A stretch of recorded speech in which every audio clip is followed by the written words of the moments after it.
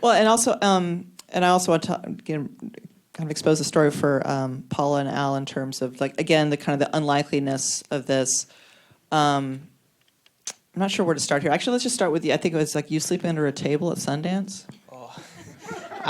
Yeah, well, me and Ad had been shooting for about 3 years, and Clark would talk to me about when you hit a wall, you just have to start asking questions, like ballistically asking questions to try and get around it. And so we just started really asking questions of people, like what should we do, trying to find some film people that knew what we should do. And it just kept popping up that we should try and find a producer.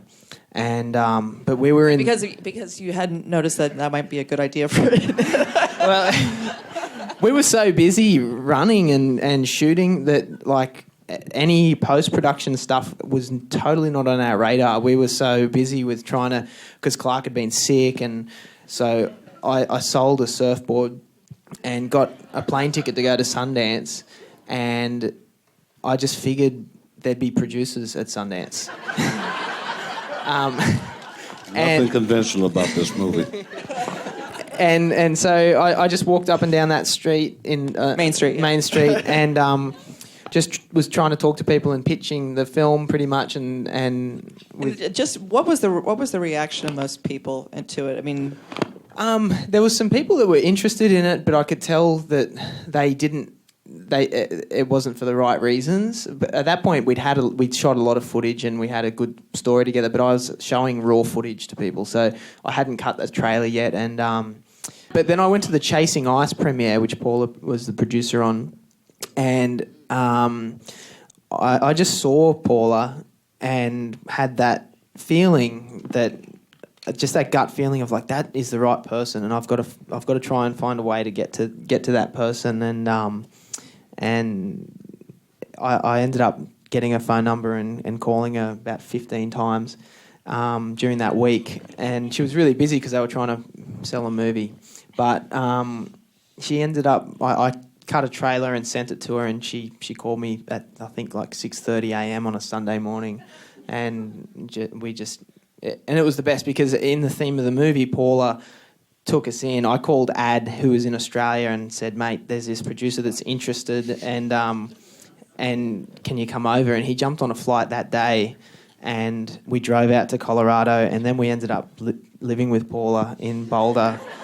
And I mean, Paula, it's like, how many? I mean, it's like because frankly, you must get hit up on some level like this with some frequency in terms of, because there's a lot of people who want a competent, strong producer to be able to, help shepherd their film through.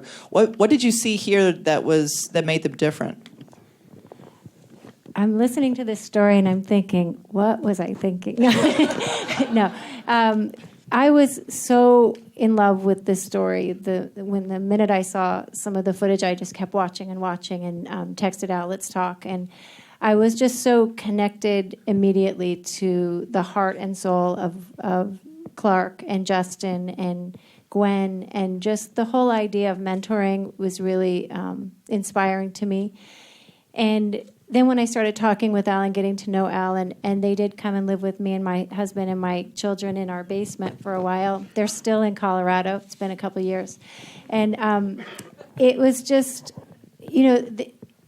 as humble as Al is, he's very hardworking and dedicated, and he devoured film. Like, he wanted to learn everything that he needed to know to do a good job with the film. He was so dedicated and hardworking. Basically slept in the editing room so many nights and would get ready for the editor the next morning to be prepared. So, he just was such an eager student, I guess, is the approach that he took to it, and he wanted to do such a good job out of respect to Clark and wanting to tell Clark's story in just a meaningful way. It was just a beautiful project to be a part of, and I just couldn't imagine saying no. The minute I saw the footage, I was just like, I told my husband, don't worry, I'm not going to do this film. I'm just going to help these guys. And that's how we got into it. And before I knew it, we were knee deep into it. But it was just so, I feel so blessed, that he called and asked me to be a part of it.